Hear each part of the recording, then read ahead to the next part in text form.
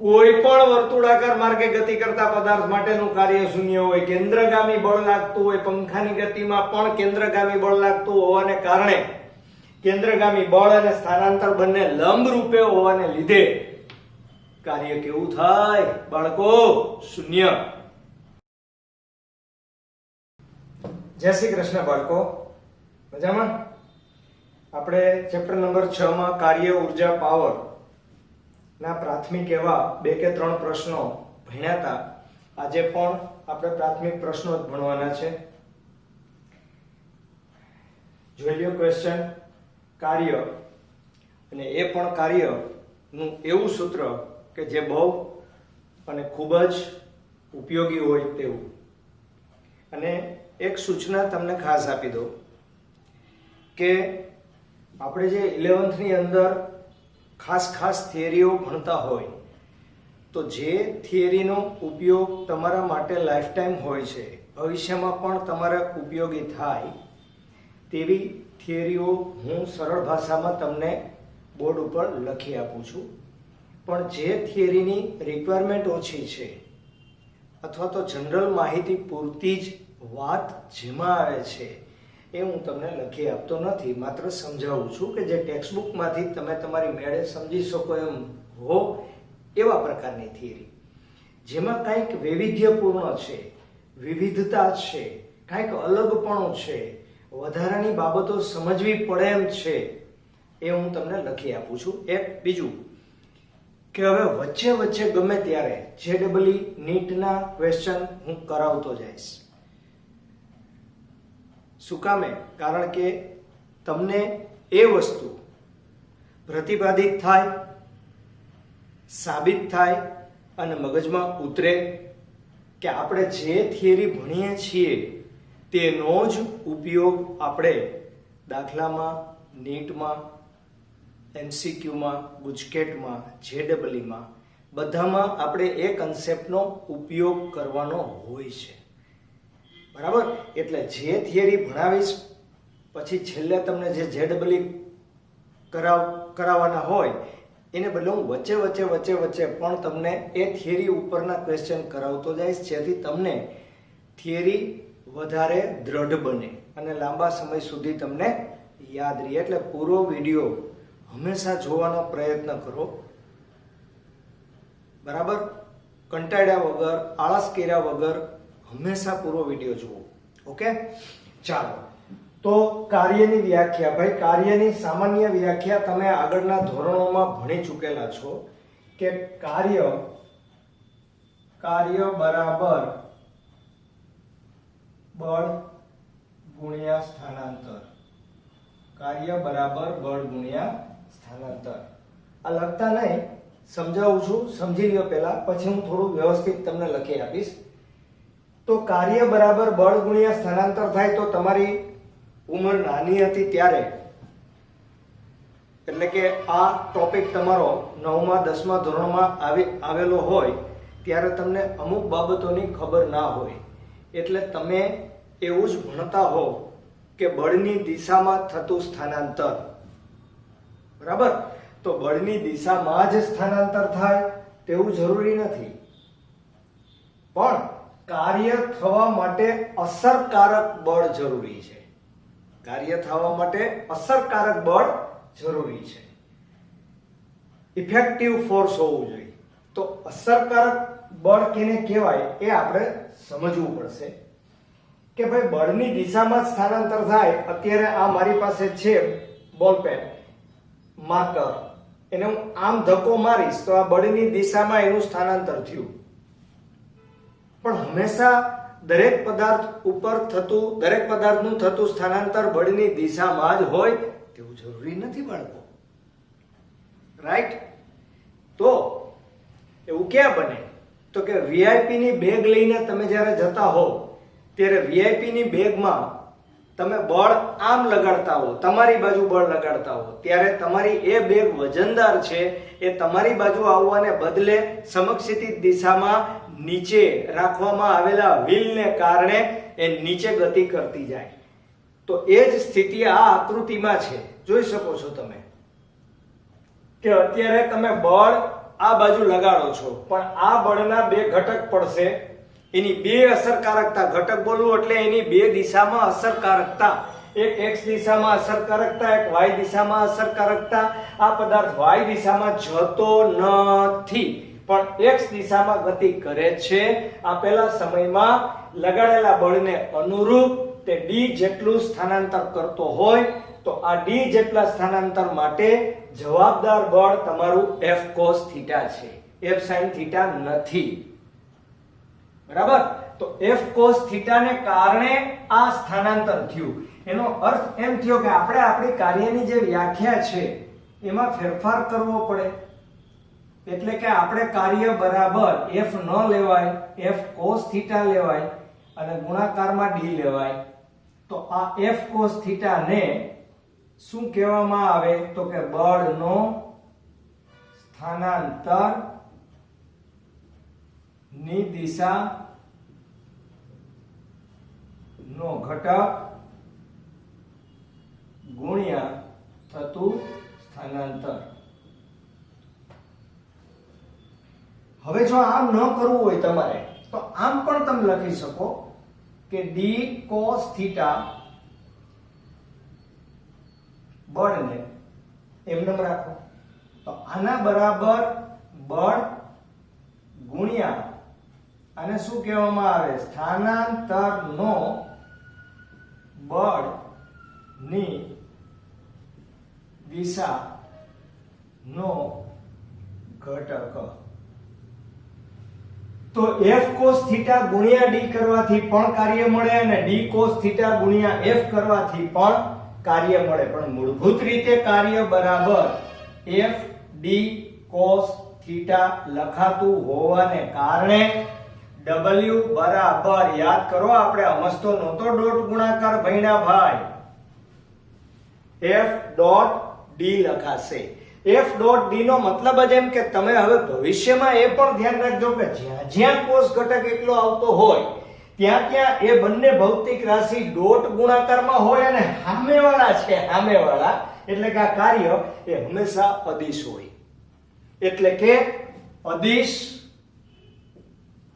બરાબર જ સદિશ, આ તો સમજવા માટે કહું છું, આવું લખવાનું નથી, ડોટ સદિશ થાય. અદિશ બરાબર જ સદિશ ડોટ સદિશ થાય. બરાબર? તો કાર્ય કેવી રાશિ છે? અદિશ રાશિ છે. બળ સદિશ છે, સ્થાનાંતર સદિશ છે. રાઈટ? તો આ છે બે સદિશોનો અદિશ ગુણાકાર છે અને બે સદિશોનો અદિશ ગુણાકાર હોય તો આપણા અદિશ ગુણાકારના ગુણધર્મો અહીંયા કામ કરશે અને આપણા અદિશ ગુણાકારના ગુણધર્મ કામ કરશે તો એના આધારે પણ આપણે વિશેષ સમજૂતી કાર્યની આપી શકશું. પણ એ વિશેષ સમજૂતી હું તમને આપું એની પહેલા આપણે આ આકૃતિ અને હું જે હમણાં તમને લખી આપું છું વ્યવસ્થિત એ સરળ ભાષામાં લખી લેજો. ઓકે બાળકો? ચાલો. યસ બાળકો, બળના સ્થાનાંતરની દિશાનો ઘટક એટલે ઓલો F cos θ અને તેના વડે થતા સ્થાનાંતરના ગુણાકારને કાર્ય કહેવામાં આવે. આકૃતિમાં m દળ વાળા બ્લોક પર સમક્ષિતિજ સાથે થીટા ખૂણો બનાવતી દિશામાં બળ F લાગે છે. તેથી બ્લોકનું x દિશામાં d જેટલું સ્થાનાંતર થાય છે. આ માટે જવાબદાર બળ માત્ર બળનો સમક્ષિતિજ દિશાનો ઘટક F cos θ છે. એટલે કે F sin θ ઘટક સ્થાનાંતર માટે જવાબદાર નથી, એટલે આ બિનઅસરકારક છે. અને તેથી હવે કાર્યને નીચે મુજબ વ્યાખ્યાયિત કરી શકાય. એટલે કે કાર્ય બરાબર બળનો સ્થાનાંતરની દિશાનો ઘટક ગુણ્યા સ્થાનાંતર. એટલે કે F F cos θ d અથવા કાર્ય બરાબર બળ ગુણ્યા સ્થાનાંતરનો બળની દિશાનો ઘટક એટલે કે F ગુણ્યા d cos θ, મતલબ સેમ છે. એટલે કે વ્યાપક રૂપે તમે આ સૂત્ર લખો તો W બરાબર FD cos θ અથવા એને DF cos θ આમ પણ લખાય. બરાબર, ક્રમનું અહીંયા કોઈ મહત્વ નથી. એવું ડોટ ગુણાકારના ગુણધર્મોમાં આપણે ભણ્યા. F dot D. આમ બળ F અને સ્થાનાંતર D ના ડોટ ગુણાકારને શું કહેવાય? કાર્ય. અને તેથી જ કાર્ય કેવી રાશિ છે? અદિશ. કાર્યનો ઘણા બધા કાર્યના એકમ છે. કાર્યનો SI એકમ પદ્ધતિનો એકમ જૂલ છે તથા CGS પદ્ધતિમાં તેનો એકમ અર્ગ છે. આ ઉપરાંત કાર્યના અન્ય એકમો ઇલેક્ટ્રોન વોલ્ટ, કેલરી અને કિલોવોટ અવર પણ છે. આ ત્રણ એકમનો ઉપયોગ આપણે આગળ ઉપર કરતા જાશું, સંબંધો એમના મેળવતા જાશું. પણ અત્યારે માત્ર એકમ તમે યાદ રાખો. તેનું પારિમાણિક સૂત્ર ખબર જ છે, એ તો આપણે ચેપ્ટર નંબર 2 માં ભણ્યા છે. અને ત્યારે જ મેં ચોખવટ કરી હતી કે જેમ જેમ તમે આખા 11th અને 12th માં આગળ વધશો એમ કોઈ પણ નવી ભૌતિક રાશિની એન્ટ્રી પડે એટલે એનો એકમ હંમેશા તમારે લખવો પડે, પારિમાણિક સૂત્ર પણ લખવું પડે બાળકો. ઓકે, તો તમે આ લખી લ્યો. આના પછી આપણે આ જ પ્રશ્ન ઉપર આધારિત અમુક મહત્વનું કામ કરીએ. ઓકે,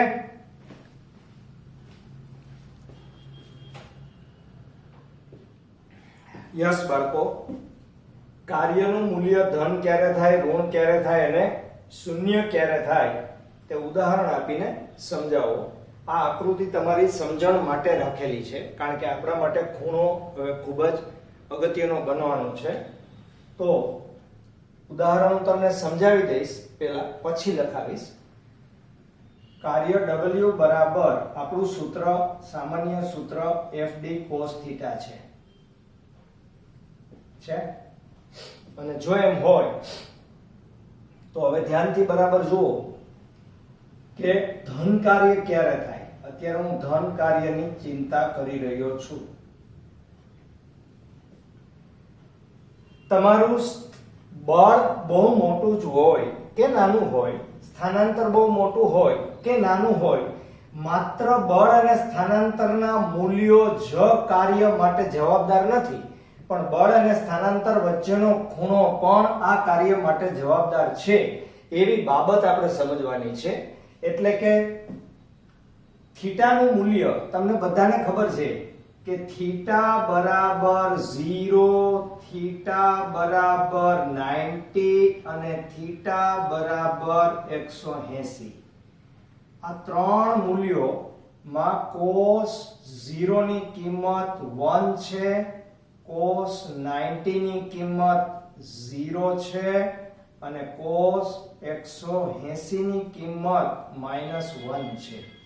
તો આ ત્રણ ઉપરથી તમને એક સાથે ખબર પડી જાય છે કે આ કાર્ય તમારું ધન કાર્ય છે, આ કાર્ય તમારું શૂન્ય કાર્ય છે અને આ કાર્ય તમારું ઋણ કાર્ય છે.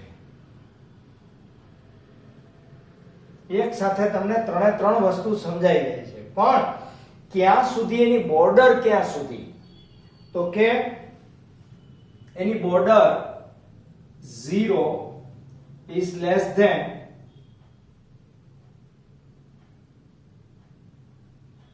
theta is less than 90.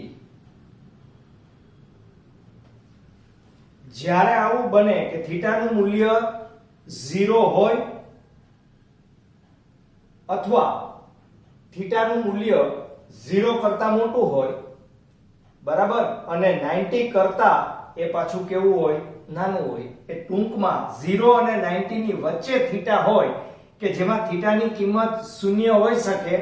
આ આકૃતિમાં અત્યારે જુઓ, જો બળ અહીંયા જ લાગતું હોત તો થીટા બરાબર 0, અહીંથી ઉપર જાત તો થીટા બરાબર કાંઈક, મતલબ કે મૂલ્ય વધતું ગયું 89 સુધી, 90 ન થવું જોઈએ, 89 સુધી તમને કાર્ય ધન મળશે. અને 0 થી તમે 90 તરફ જાતા જાઓ તેમ તેમ તમારા ધન કાર્યનું મૂલ્ય વધતું જશે. ધન કાર્ય તો 0 માં મળે, બરાબર, 0 માં મહત્તમ ધન કાર્ય મળશે અને અહીંથી તમે ઉપર જાતા જાશો તેમ તેમ તમારું ધન કાર્ય ઘટતું જશે અને તમે ધીમે ધીમે 90 તરફ જતા જાઓ તેમ તેમ તમે શૂન્ય કાર્ય તરફ જતા જાઓ છો. બરાબર, આવી જ રીતે એક્ઝેક્ટલી cos 90 થઈ જાય એટલે કે બળ અને સ્થાનાંતર છે એ બિલકુલ 100% લંબરૂપે હોય તો બળ અને સ્થાનાંતરના મૂલ્યો ગમે તેટલા હોય તો પણ કાર્ય થતું નથી. એવી જ રીતે ઉદાહરણ આપું છું. cos 180 એટલે કે બળ તમારું લાગતું હોય આમ અને સ્થાનાંતર થતું હોય આમ. જો બળ અને સ્થાનાંતર બે વિરુદ્ધ દિશામાં આવી જાય તો તમારું કાર્ય કેવું બનશે? ઋણ. એટલે કે 90 થી પછી ઉપર તમે જતા જાઓ તો ઋણ કાર્ય શરૂ થઈ ગયું, પણ આ ઋણ કાર્યનું મહત્તમ મૂલ્ય 180 એ તમે પહોંચો ત્યારે તેનું મહત્તમ ઋણ કાર્ય મળશે. હવે ધન કાર્યનું ઉદાહરણ તમને આપું, એક પછી એક ઉદાહરણ બધા સમજાવું, ધ્યાનથી જોજો. અત્યારે આ માર્કર મારા હાથમાં છે, આ માર્કર મેં મુક્ત કરી તો એ નીચે આવી, તો નીચે આવે ત્યારે એનું સ્થાનાંતર ક્યાં થયું? નીચે તરફ. અને તેને નીચે તરફના સ્થાનાંતર માટે જવાબદાર બળ કયું? ગુરુત્વાકર્ષી બળ. તો ગુરુત્વાકર્ષી બળ એ નીચે તરફ લાગે, માર્કરનું સ્થાનાંતર પણ નીચે તરફ થયું. એનો અર્થ શું થયો કે બળ અને સ્થાનાંતર કેવી દિશામાં થયા? એક જ દિશામાં થયા, તો મહત્તમ ધન કાર્ય થયું. આ જ ઉદાહરણ લ્યો, આમાં કાર્ય ધન થાય છે. શું કામ? કારણ કે બળ અને સ્થાનાંતર વચ્ચેનો ખૂણો 0 કરતા ભલે મોટો હોય પણ 90 કરતા તો 100% નાનો જ છે. તો આવા સંજોગોમાં જ્યારે તમે કોઈ પ્લેટફોર્મ ઉપર કે એરપોર્ટ ઉપર તમારી બેગને હેન્ડલ વડે ખેંચતા હો ત્યારે એ હેન્ડલ વડે ખેંચાતા બળની દિશા 0 અને 90 ની વચ્ચે હોવા છતાં તમારી બેગ સમક્ષિતિજ દિશામાં ગતિ કરતી હોવાને લીધે અહીં કાર્ય ધન મળે. પ્લસ તમે કાર લઈને જાઓ છો તો કારમાં જો તમે લીવર આપો તો બળ તમે આગળ લગાડ્યું ને સ્થાનાંતર આગળ થયું, તો એવા સંજોગોમાં પણ બળ અને સ્થાનાંતર એક જ દિશામાં થાય છે અને તેથી કાર્ય કેવું બનશે? ધન. રાઈટ. હવે એ જ કાર્ય ઋણ ક્યારે બનશે? આ બે જ ઉદાહરણ ઉપરથી તમને ખબર પડી જાય. દાખલા તરીકે આ માર્કરને મેં ઉપર થ્રો કર્યું, તો જ્યારે એ માર્કર મારા હાથમાંથી ઉપર તરફ ગતિ કરતી હતી ત્યારે તે ઉપર તરફ ગતિ કરતી હતી, મતલબ કે એનું સ્થાનાંતર ઉપર તરફ હતું પણ ગુરુત્વાકર્ષી બળ નીચે તરફ હતું. એટલે કે બે વચ્ચેનો ખૂણો 180 થયો. તો આવા સંજોગોમાં કાર્યનું મૂલ્ય કેવું થશે? ઋણ. કેવું થશે? ઋણ. બરાબર. ઉપરાંત તમે કાર લઈને જાઓ છો ને તમે અચાનક બ્રેક મારી, તો બ્રેકિંગ ફોર્સ હંમેશા કારની ગતિની સ્થાનાંતરની દિશા કરતા વિરુદ્ધ દિશામાં હોય. એવા સંજોગોમાં કાર્ય ઋણ છે. ઉપરાંત એક બહુ મહત્વનો પોઈન્ટ સમજાવું તમને કે જેનો ઉપયોગ આપણે દાખલામાં MCQ માં કરવાનો થશે કે પદાર્થ ઉપર તમે પદાર્થનું સ્થાનાંતર ભલે આગળ થાય, એટલે કે વાહન કોઈ પણ વાહન માટે એક બાબત લાગુ પડે, હંમેશા વાહનના સ્થાનાંતરની દિશાની વિરુદ્ધ દિશામાં જ ઘર્ષણ બળ હોય. જો તમે કારને રિવર્સમાં લેશો તો ઘર્ષણ બળ આગળ અને કારને આગળ ધકેલશો તો ઘર્ષણ બળ પાછળ. તો ટાયર અને રસ્તા વચ્ચેનું ઘર્ષણ છે, ઘર્ષણ બળ એ પદાર્થના સ્થાનાંતરની હંમેશા કેવું હોય? વિરુદ્ધ દિશામાં. એટલે એક વાક્ય મગજમાં ફિટ કરી રાખો કે ઘર્ષણ બળ વડે થતું કાર્ય હંમેશા ઋણ હોય. ઘર્ષણ બળ વડે થતું કાર્ય કેવું હોય? હંમેશા ઋણ હોય. બીજું કે શૂન્ય કાર્ય ક્યારે થાય? ભાઈ શૂન્ય કાર્ય તો તમારા ઘરની બાજુમાં ભેંસ ઊભી હોય અને તમે એને ધક્કો મારો, બરાબર, ખૂબ ધક્કો મારો, 100, 150, 200, 400 ન્યૂટનનું બળ લગાડો, છતાં પણ તે ભેંસ પોતાના સ્થાન ઉપરથી ખસે નહીં, તો સ્થાનાંતર 0 થયું. તો આવા સંજોગોમાં તો કાર્ય થવાનું જ નથી. તમે બેઠા બેઠા ભગવાનનું સ્મરણ કરો છો તો એવા સંજોગોમાં પણ કાર્ય થતું નથી. ભૌતિક વિજ્ઞાન આપણને ના પાડે છે.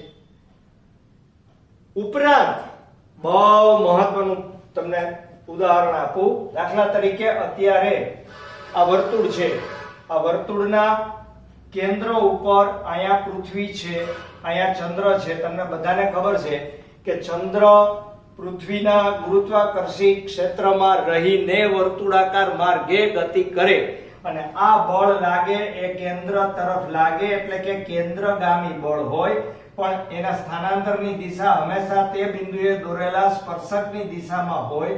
તો આવા સંજોગોમાં બળ અને સ્થાનાંતર વચ્ચેનો ખૂણો 90 ડિગ્રીનો બનતો હોવાને કારણે કાર્ય શૂન્ય થાય. કોઈ પણ વર્તુળાકાર માર્ગે ગતિ કરતા પદાર્થ માટેનું કાર્ય શૂન્ય હોય. કેન્દ્રગામી બળ લાગતું હોય, પંખાની ગતિમાં પણ કેન્દ્રગામી બળ લાગતું હોવાને કારણે કેન્દ્રગામી બળ અને સ્થાનાંતર બંને લંબ રૂપે હોવાને લીધે કાર્ય કેવું થાય બાળકો? શૂન્ય. બરાબર.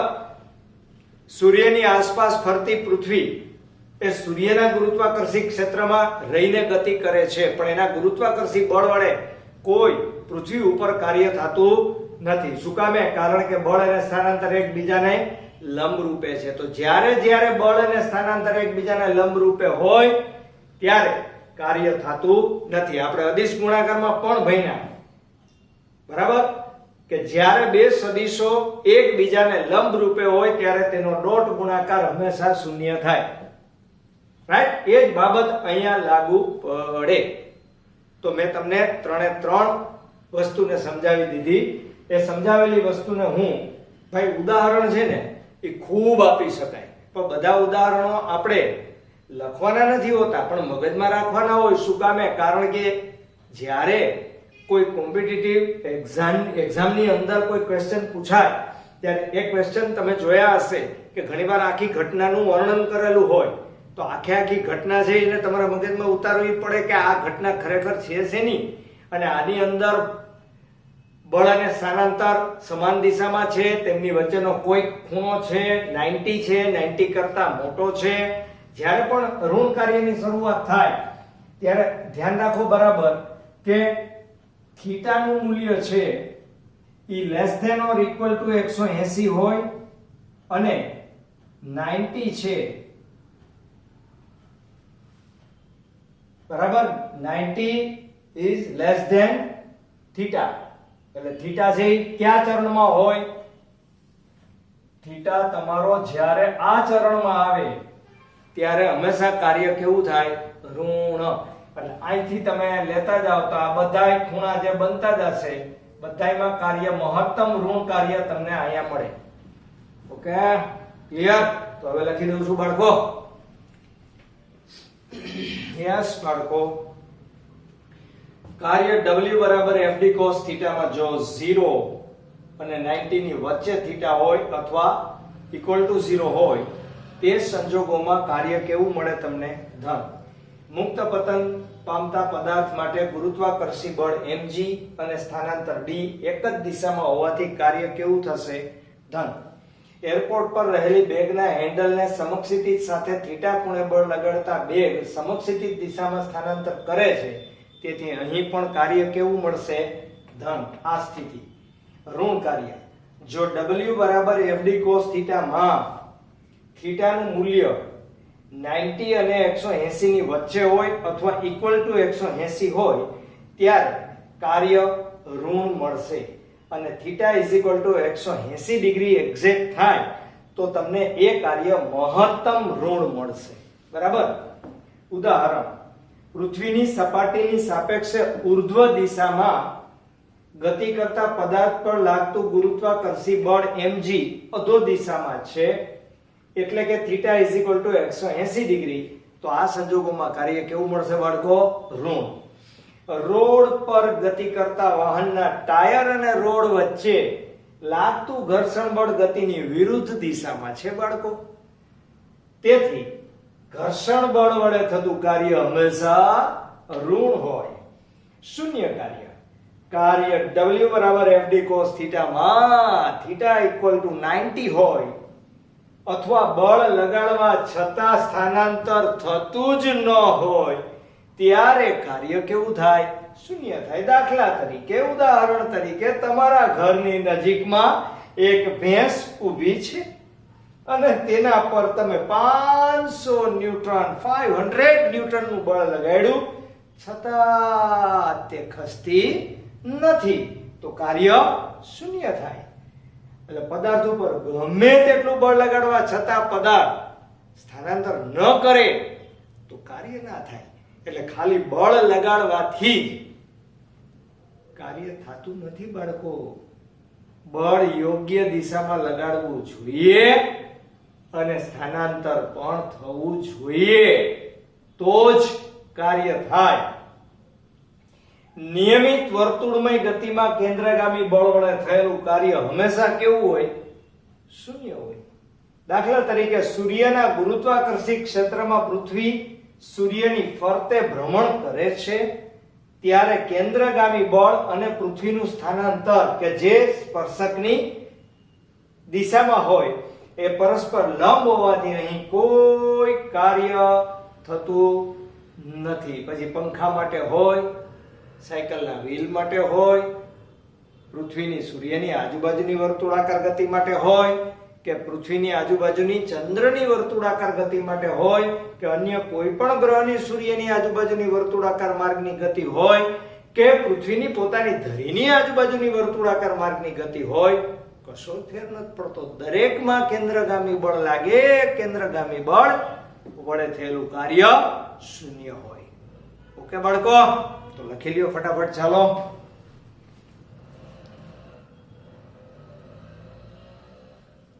યસ બાળકો, બે બહુ અને ખૂબ જ મહત્વના પ્રશ્ન છે.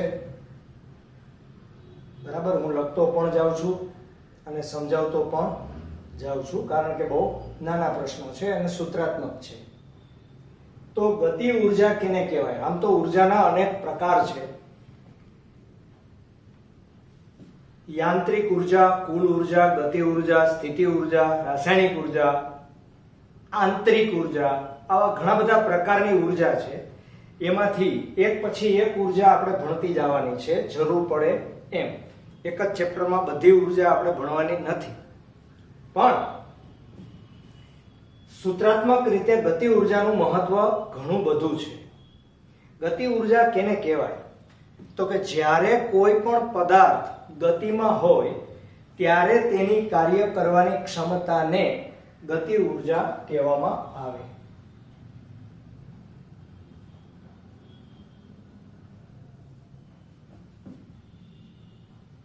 જ્યારે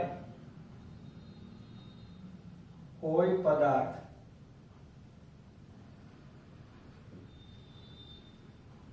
ગતિમાં હોય ત્યારે તેની કાર્ય કરવાની ક્ષમતાને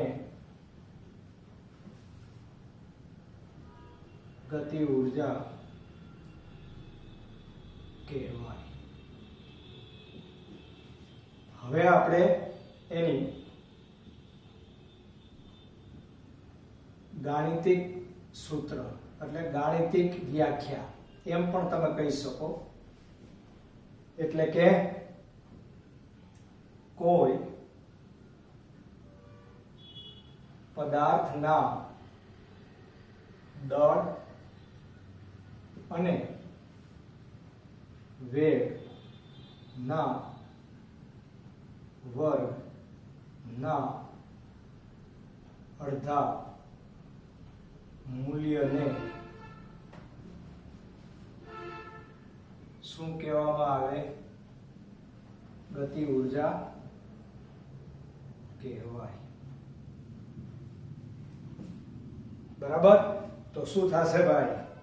અને તેને કે વડે દર્શાવાય. એટલે કે બરાબર આ દળ, આ વેગ, આ એનો વર્ગ અને આ એનું અડધું મૂલ્ય. તો આ સૂત્ર તમારું ધ્યાનમાં રાખજો. આ ગતિ ઉર્જાનું સૂત્ર છે. તો આના ઉપરથી શું આપણે કહી શકીએ કે વધુ ઝડપથી ગતિ કરતા પદાર્થની ગતિ ઉર્જા વધુ હોય છે. બરાબર. દાખલા તરીકે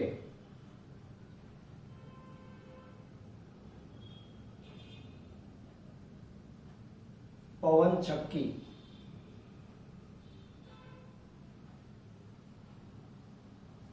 માં પણ પવનની ગતિ ઉર્જા નો જ ઉપયોગ થાય છે. અનાજ દળવાની ઘંટીમાં પણ ગતિ ઉર્જા નો જ ઉપયોગ થાય છે. ધ્યાનથી સાંભળો. ઘણા બધા ઉદાહરણ છે. વાહન ચાલતું હોય તો એમાં પણ ગતિ ઉર્જાનો જ ઉપયોગ થાય. પ્લસ બંદૂકમાંથી છૂટેલી ગોળી એ યોગ્ય ટાર્ગેટ ઉપર ત્યારે જ જાય કે જ્યારે એની સ્પીડ મહત્તમ હોય, એટલે કે એની ગતિ ઉર્જા વધારેમાં વધારે હોય. તો આ ગતિ ઉર્જાનું સામાન્ય સૂત્ર છે, આનું ધ્યાન રાખવાનું. હવે આનો જ ઉપયોગ કરી અને આપણે કાર્ય ઉર્જા પ્રમેય સાબિત કરવાનું છે. તો કાર્ય ઉર્જા પ્રમેયને સાબિત કરવામાં આપણે શું કરશું? તો કે ભાઈ, જ્યારે કોઈ પદાર્થ પર બળ લાગે ત્યારે તે અચળ પ્રવેગી ગતિ કરે તો અચળ પ્રવેગી ગતિના સમીકરણ મુજબ v² - u² બરાબર 2a અને x. જ્યાં બળ લાગવાને કારણે x શું થયું છે? એનું સ્થાનાંતર. બરાબર. હવે આને તમે સમીકરણ નંબર 1 આપી દો. બંને તરફ m/2 વડે ગુણતા તો શું થાય? આને m/2 વડે ગુણો તો આ 1/2 mv² થાય. આને m/2 વડે ગુણો તો આ 1/2 mu² થાય. આને 1/2 ગુણો તો 2 ઉડી જશે.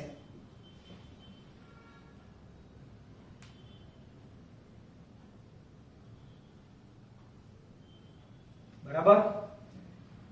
તો શું થઈ જશે ભાઈ? 1/2 mv² માઈનસ 1/2 mu² બરાબર. ભાઈ અહીંથી 2 જાય તો અહીંયા શું વધશે? કયો? ma x. બરાબર. અને તેથી 1/2 mv² માઈનસ 1/2 mu² બરાબર f ઇન્ટુ શું થાય? x. અને બળ અને સ્થાનાંતરનો ગુણાકાર થાય તો તમને બધાને ખબર છે કે એને શું કહેવામાં આવે? કાર્ય કહેવામાં આવે. બરાબર. તો આના બરાબર શું લખાશે? w. હવે w બરાબર દાખલા તરીકે d જેટલું સ્થાનાંતર થતું હોય ને સદિશ ગુણાકારના રૂપમાં તમે લેવા માંગતા હો તો એ સદિશ ગુણાકારના રૂપમાં પણ તમે લખી શકો છો. આ બળ અને સ્થાનાંતર યોગ્ય દિશામાં હોય તો. બરાબર. જ્યાં 1/2 mv² બરાબર kf બરાબર ફાઇનલ એટલે કે અંતિમ ગતિ ઉર્જા અને 1/2 mu² બરાબર ki બરાબર પ્રારંભિક ગતિ ઉર્જા. ભાઈ આવું શું કામ લખ્યું મેં? આની અંદર આવતો વેગ અંતિમ વેગ છે, આની અંદર આવતો વેગ પ્રારંભિક વેગ છે. તો પ્રારંભિક વેગને m/2 વડે ગુણતા મળતી ગતિ ઉર્જા પ્રારંભિક ગતિ ઉર્જા અને અંતિમ વેગને m/2 વડે ગુણતા મળતી ઉર્જા એ અંતિમ ગતિ ઉર્જા. તો આના ઉપરથી આવું સૂત્ર મળ્યું કે ki બરાબર આના બરાબર w અને kF ki છે એને ડેલ્ટા k કહેવાય. એટલે કે આ ડેલ્ટા k એટલે k નો ફેરફાર કહેવાય. તો કે ગતિ ઉર્જાનો ફેરફાર બરાબર. અને તેથી ડેલ્ટા k બરાબર w આપણને જે મળ્યું એ તમારું આ પ્રમેય એ જ તમારું કેવું છે ભાઈ? કાર્ય ઉર્જા પ્રમેયનું સૂત્ર છે કે જે ખૂબ જ ઉપયોગી છે બાળકો, ખૂબ જ ઉપયોગી. બરાબર. 12th માં પણ આનો ઉપયોગ આવશે. આમ શું તમે લખી શકશો આના ઉપરથી? તમે શું લખી શકશો કે કોઈ પણ પદાર્થની ગતિ ઉર્જા નો ફેરફાર તેના પર થયેલા કાર્ય જેટલો હોય છે. પછી આમાં ઘણું સમજાવી શકાય. દાખલા તરીકે કાર્યનું મૂલ્ય ઋણ હોય. હમણાં જ આપણે ભણ્યા કે કાર્યનું મૂલ્ય ઋણ ક્યારે હોય?